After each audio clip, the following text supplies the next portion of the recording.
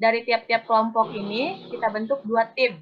Nah, sehingga kan masing-masing otomatis ada 6 tim kan, ada 2 tim, 2 tim kelompok lemah, 2 tim kelompok sedang, dan 2 tim kelompok kuat gitu. Padahal kalau kita lihat ini kan bisa aja kita melihatnya sebagai percobaan atau rancangan faktorial, tapi ini itu bukan merupakan rancangan faktorial. Karena apa? Karena kalau kita lihat kan nggak mungkin nih si tim dari golongan lemah itu dia pindah ke golongan yang sedang. Nah, tidak mungkin terjadi perpindahan antara tim dengan golongan yang berbeda gitu. Makanya kita sebut ini bukan rancangan faktorial, tapi rancangan tersarang kayak gitu. Jadi pada rancangan tersarang ini itu kan di sini kan berarti kalau kita lihat itu kan ada 2 faktor ya, ada faktor kekuatannya sama bisa jadi faktor dari masing-masing tim ini kan. Nah, tapi di sini bedanya rancangan tersarang sama rancangan faktorial yang udah kalian pelajari sebelum-sebelumnya, kalau di rancangan tersarang ini tidak terjadi interaksi antara 2 faktor. Jadi kalau kita misalkan punya 2 faktor, itu nggak ada interaksi antara faktor A sama faktor B. Sehingga nanti di perhitungannya pun nggak ada itu kita yang namanya menghitung misalkan sum of square dari interaksi faktor A dengan faktor B. Itu bedanya rancangan tersarang dengan faktorial. Sampai sini paham? Paham, Bu. Halo? Paham, Bu. Oke. Lanjutkan ya. Nah, untuk rancangan tersarang ini dimodelkan seperti ini. Nah, kalian pasti udah ini. Terus untuk bentuk ANOVA-nya, untuk ujinya, uji hipotesisnya, itu ini persamaan-persamaan yang akan kita gunakan, kayak gitu. Nanti biar nggak bingung untuk aplikasinya saya jelaskan. Terus dilanjutkan. Nah, ini untuk pengujian hipotesisnya. Di sini sebenarnya kan karena di sini ada 2 faktor, satu faktor yang tersarang dalam faktor yang lain, kan penelitian ini tuh bisa menggunakan model acak atau model tetap ya kan. Tapi di sini saya akan cuman menjelaskan tentang yang kalau faktor A dan faktor B-nya merupakan mengikuti model tetap kayak gitu. Nanti insya Allah di ujian juga kayak gitu. Jadi kita nggak sampai ke sini. Nah, ini pengujian hipotesisnya. Misalkan contohnya kayak gini. Di sini ada contoh. Misalkan gini. Contohnya ada perusahaan, dia bahan mentah dari 3 supplier yang berbeda.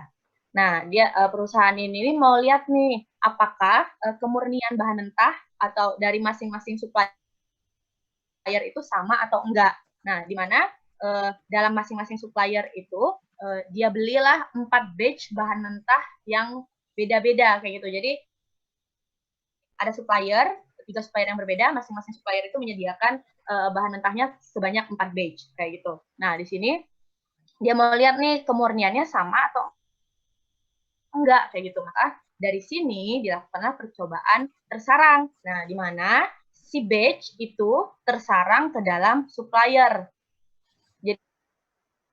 Jadi faktor yang si batch ini itu merupakan bagian dari faktor supplier. Nah, di sini kan masing-masing supplier itu ada 4 batch dan masing-masing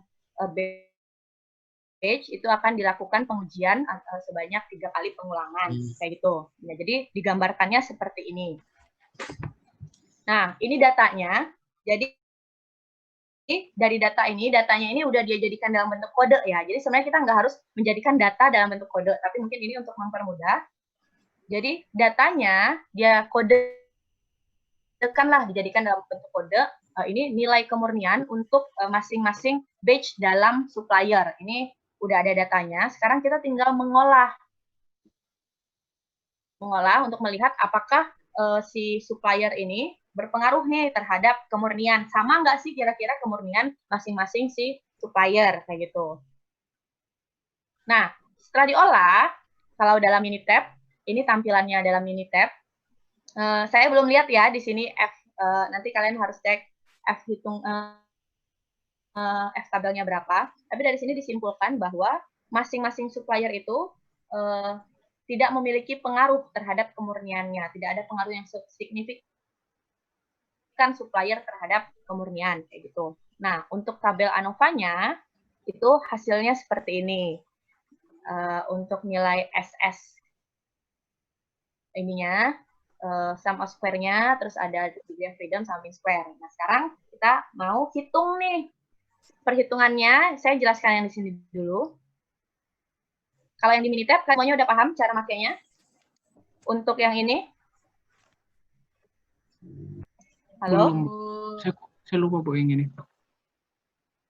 Kalau saya kecepatan bilang ya. Ya, Bu. Nah, ini pakai Minitab dulu. Gimana pun kan kalian nanti ujiannya kan boleh buka apapun. Jadi untuk meyakinkan nanti perhitungan kalian benar atau enggak, kan ada baiknya kalian nanti juga uji pakai Minitab. Kan ngerjain pakai Minitab cuma sebentar kan. Nah, jadi di Minitab gimana caranya? Saya kasih tahu dikit. Jadi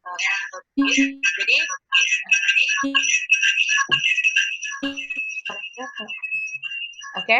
Nah, itu dari ini siapa ya?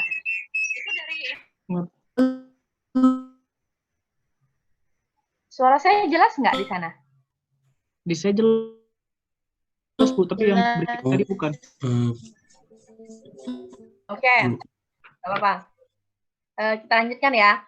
Jadi tinggal buat observasi. Berarti kan faktornya di sini ada faktor A sama faktor B. Faktor A-nya supplier, faktor B-nya batch, sama responnya kemurnian. Ya dimasukin aja. Misalkan tadi kan dari data yang di sini, dari mana tadi? Oh di ini, yang ini kita jadikan, kita pindahkan ke Minitab.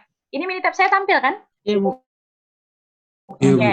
Nah, misalkan dari datanya tadi kan ada supplier 1, batch 1, batch 2, itu kan masing-masing 3 pengulangan kan. Supplier 1, batch 1 masukin angkanya kemurniannya berapa, supplier 1 batch 2 berapa, dan begitu seterusnya. Terus, ini gampang, tinggal statistik, terus pilihnya yang ANOVA, terus yang ini fully nested ANOVA, terus nanti masukin responnya kemurnian, faktornya supplier sama batch. Kan ada 2 nih faktornya, supplier, batch yang tersarang dalam supplier. Nah, nanti keluarlah, ini tadi udah ini ya, saya udah cek ininya. Ininya faktornya tadi ini harusnya diganti. Oke, saya ganti dulu. Supplier sama batch. Nah, nanti akan keluarlah hasilnya seperti ini, di mana hasil ini itu nanti akan sama dengan perhitungan kita di Excel. Saya udah siapkan perhitungannya di Excel. Sekarang saya mau kasih pilihan. Kalian mau saya jelaskan di papan tulis, atau, tapi saya tampilkan di Excel juga, atau cukup saya jelaskan dari Excel aja? Papan tulis maksudnya gimana Bu? Saya bisa menampilkan, tapi saya nggak tahu ya, jelas. Saya punya papan tulis, jadi saya bisa jelaskan perhitungannya. Kelihatan nggak kalau seandainya saya kira-kira di Excel deh Bu, biar takutnya kebanyakan Bu kalau di papan tulis. Oke, boleh. Saya mendingan di Excel. Nah, saya jelaskan di Excel aja ya. Iya Bu. Nah, baik Bu. Nah, berarti sekarang kita lihat. Kan yang pertama itu kita bisa menghitung nilai sum of square dari faktor A, ya kan? Karena kan faktor A itu faktor satunya. Nah, di sini ini persamaan yang kita pakai, seper B dikali N. B itu merupakan level dari faktor B, terus A itu level dari faktor A. Kalau kita lihat nanti di sini ada A, ada B, sama ada N. Ini yang harus kalian tahu. Yang A itu level dari faktor A, berarti ada berapa level faktor A-nya? Level dari faktor A ada berapa? Ada 1, 2, 3. Faktor A si supplier.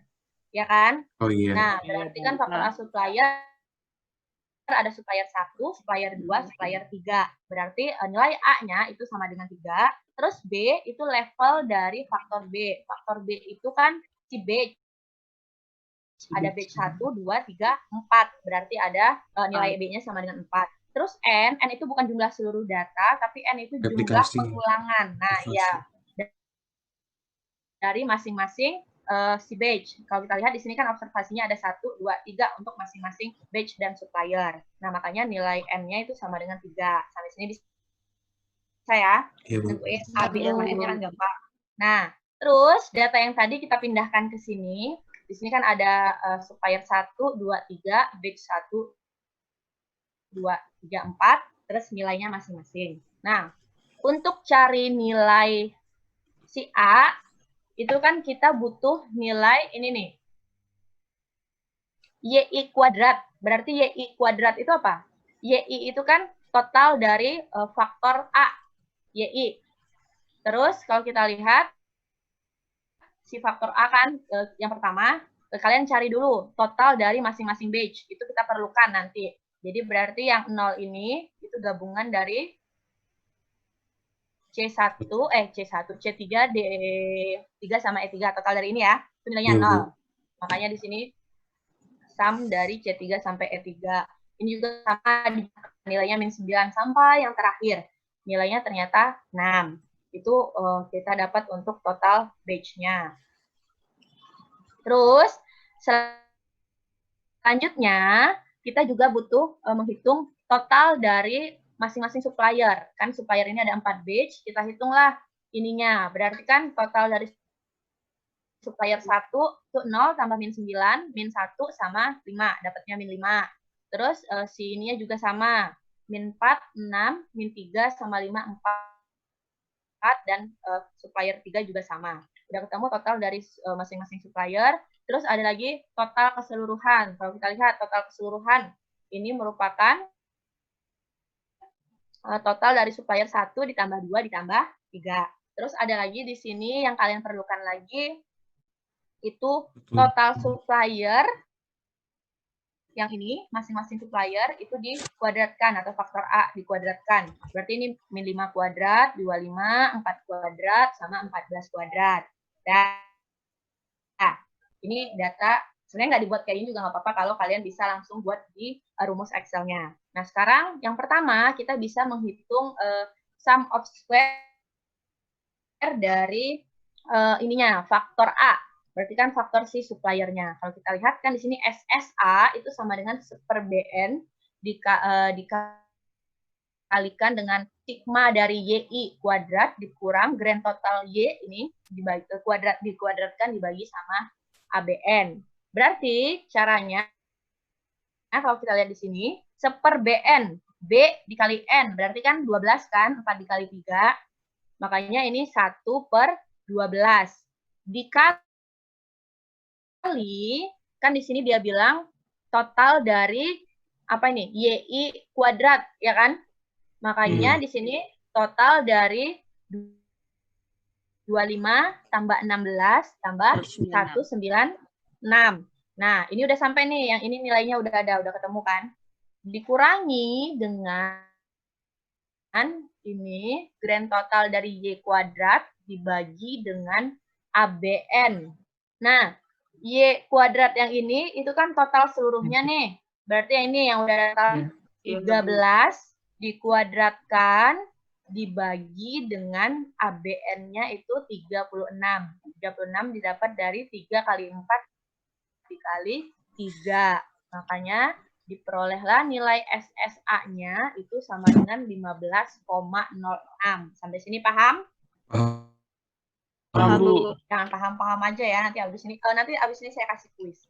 Nah, terus selanjutnya kita bisa hitung nilai SS totalnya, SST-nya, pakai persamaan yang ini, tadi udah ada.